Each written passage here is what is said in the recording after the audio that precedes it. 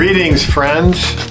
This week marks the fourth and last week of our sermon series, The Waiting Game.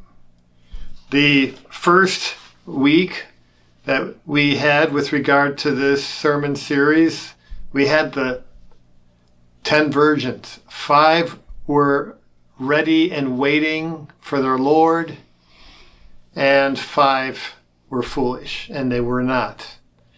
And then we went into the next week where we have the question, what are you waiting for? You have talents. Use them. And then last week we had, why wait? Why wait to help all those that come by our way who are suffering and in need? They are the face of Jesus. And why wait to lend a helping hand to them? And in this week, the last week, is it's worth the wait. It's worth the wait. And Jesus gives us a parable where the master goes away and leaves his household to his servants, and he gives them different tasks, and he goes away. Now we can interpret this in sort of a negative way, can't we? Where, the master's coming back and you better have everything all right and ready. It's kind of like parents of teenage children leaving for the weekend and telling them to do this, this, and this. If they don't, when they come back, they're in trouble. I don't think we should understand this parable in a negative way at all.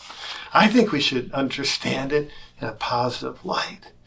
Because what are they waiting for? They're waiting for the king to come back for a party, you see. And how we live our lives in anticipation of this party is telling, isn't it? We're waiting for a party. It's kind of like Downton Abbey. Most of you probably know about that. It's just big English manor, ancestral house, and the king is coming to visit. It's like a once-in-a-generation event. And it's so interesting to see how everybody's a flurry. Downstairs in the kitchen, they're preparing food. The butlers are all preparing for this historic moment. And the cooks, the cleaners, and even the family upstairs, they're getting their wardrobes all ready in anticipation of the party.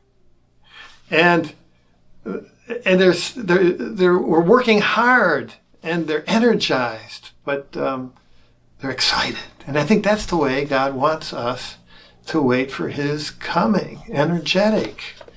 It's worth the wait. And we don't want to miss the party. Now, if we don't watch, if we don't prepare, if we don't do what we need to do to prepare for the Lord's coming and for this party, and we fall asleep, what was our house going to look like? Instead of Downton Abbey being all beautified and ready for the king, cobwebs hanging from the ceiling, dust everywhere, no food in the pantry, nothing to prepare for the party. And what an embarrassment that would be, you see. So I think we need to look at our weeks. This week, as we work through this, I think we should think about that as we prepare for the homilies this week. Now, on to other things. We are entering Advent, and we are going to have, in spite of COVID, the best Advent ever. And you can see what that's all about by getting on to our website and see what's available, all the things that are available for us for the best Advent ever. And in conclusion, I just want you all to have a happy Thanksgiving.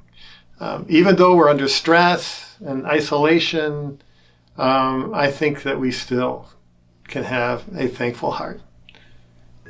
God bless you.